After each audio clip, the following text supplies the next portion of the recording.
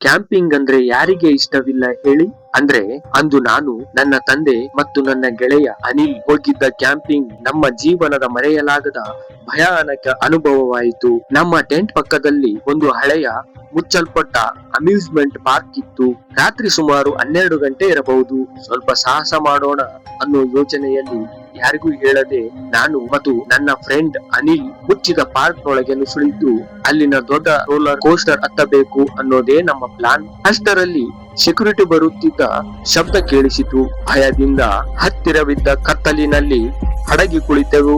ಆದ್ರೆ ನಮಗೆ ಕಂಡದ್ದು ಸೆಕ್ಯೂರಿಟಿ ಅಲ್ಲ, ಒಬ್ಬ ವಿಚಿತ್ರ ವ್ಯಕ್ತಿ. ಅವನ ಮುಖ ಪೂರ್ತಿ ಕೆಂಪು ದ್ರವದಿಂದ ಅಂದ್ರೆ ರಕ್ತದಿಂದ ಮುಚ್ಚಲ್ಪಟ್ಟಿತ್ತು.